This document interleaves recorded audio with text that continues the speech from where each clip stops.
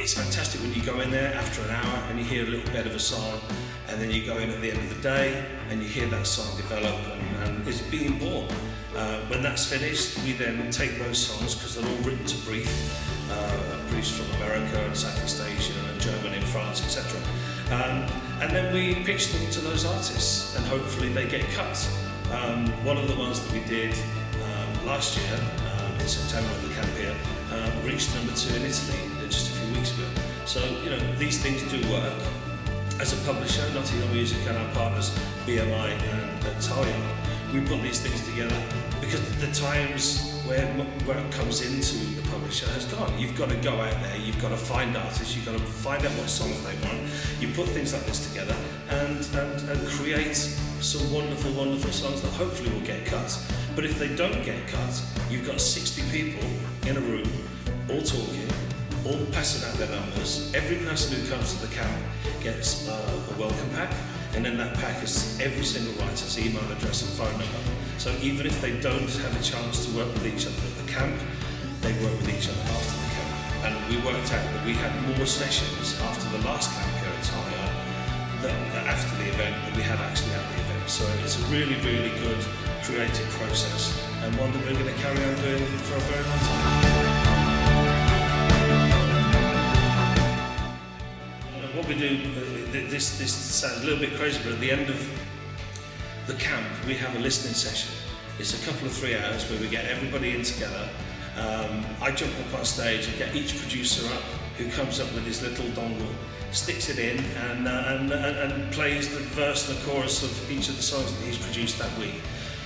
We sometimes get some A&R people down, but generally we look at the briefs that they wrote to, say it's 2 p.m, a band in Japan, and then if it is on brief, which invariably is because it's written to that brief, we then send it off to Sony Music Japan, who will then pass it on to the artist label, who then either say yes or no.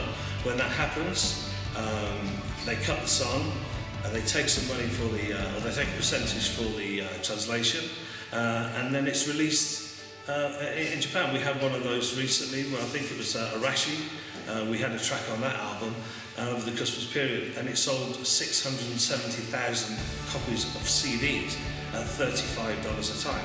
Now that just doesn't happen anywhere else in the world. So the process of actually finding the brief, writing song to brief, get it back to us, we then pitch it to the artist, and then hopefully the artist cuts it, and that's how that works.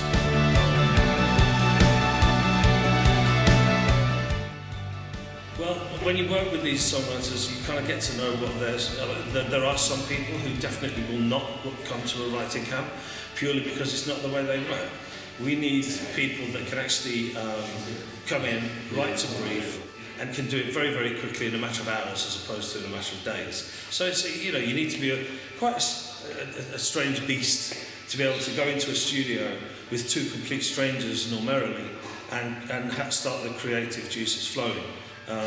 But that's why you get to know your writers, you know who can and who can't do that, and you legislate for that. And it's most of the people that we sign at Notting Hill now are these animals that can do this. They can come in, they're very polishable people, they can sit there and you start. How it basically works is the producer will come in already with some tracks that he's got prepared. They will then play the tracks, and the other writers will go, actually I really like that one, can we do that? And then they do that particular track and then write lyrics and melody to that track. So the process is, it's an interesting process, and one that I love to watch the birth of these songs. It's really satisfying.